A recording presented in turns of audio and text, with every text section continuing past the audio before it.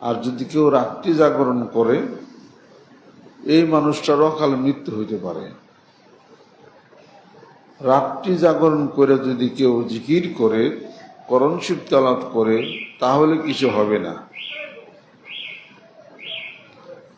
যেই ব্যক্তি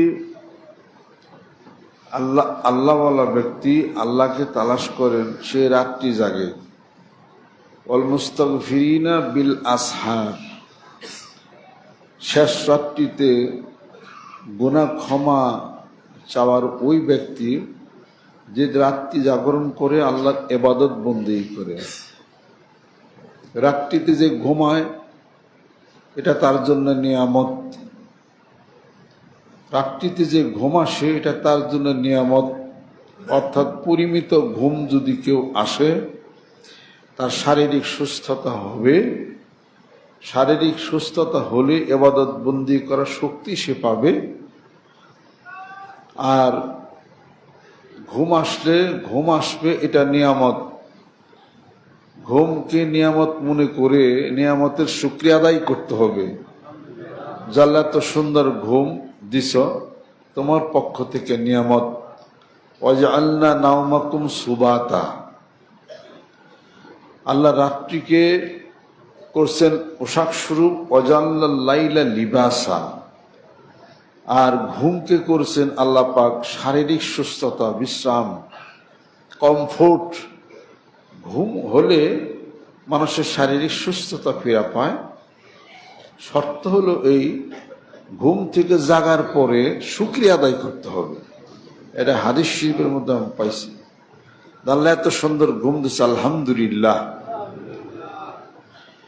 আলহামদুলিল্লাহিল্লাযী আহইয়ানা বা'দামা আমাতানা ওয়া ইলাইহিন নুশুর।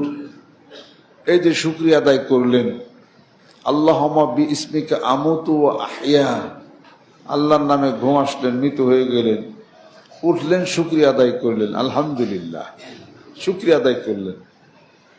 আল্লাহ পাক বলেন যে আমি তোমার শারীরিক সুস্থতার এই নিয়ামত আরো বাড়াইয়া দিলাম।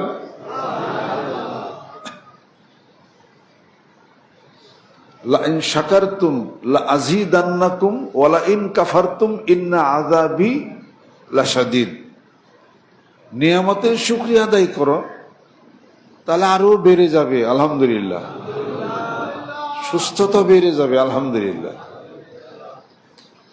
রাত যদি জাগে কেউ মোবাইল দেখে, তাহলে পরে তার জীবনের কিছু দুর্ভোগ হওয়াটাই স্বাভাবিক। মোবাইলের মধ্যে কোনো রেডিও থেরাপি আছে? মোবাইলের সাথে শারীরিক সুস্থতার কোনো কানেকশন আছে? আল্লাহর জিকিরের সাথে শারীরিক সুস্থতার কানেকশন আছে। যে সুবহানাল্লাহ বলবে, যে জিকির করবে, যে লা ইলাহা ইল্লাল্লাহ বলবে, এটা একটা আলো লাইটিং হবে তার দেহের মধ্যে, তার সেলগুলির মধ্যে। অথবা কোরআন শরীফ তেলাওয়াত করবে, আপনি ফজর পর্যন্ত পড়েন, শারীরিক কোনো অসুস্থ আপনি হবেন না। দুনিয়ার কোনো কাজে যদি রাত জাগেন, তাহলে অসুস্থ হয়ে যাবেন, বিভিন্ন অসুখ দেখা দেবে, লোকটা অকালে মৃত্যু তার হতে পারে। তার দেহ ইমব্যালেন্সড হয়ে যাবে। যেহেতু রাত 10টার পরে হরমোন সিক্রেশন হয়, এই যে হরমোনের বৃদ্ধি কম বেশি, এটাকে বলা হয় হাইপোথাইরয়েডিজম এবং হাইপার থাইরয়েডিজম। মানে ওই হরমোন কম বেশি, T3 T4 এসব উল্টাপাল্টা হয়ে যাবে। হরমোন বেশ কমের কারণের জন্যে প্রেশার বেড়ে যাবে, ডায়াবেটিস বেড়ে যাবে, উল্টাপাল্টা হয়ে যাবে, দেহটা ডিসঅর্ডার হয়ে যাবে। কিন্তু আল্লাহ জিকির এবং কোরআন শরীফ নামাজ যখন পড়ে, তখন তার সেলগুলি শক্তি পায়, আলো পায়, লাইটিং হয়, থেরাপি হয়, রেডিও থেরাপি হয়। সুবহানাল্লাহ। এই লোকটা অসুস্থ হবে না।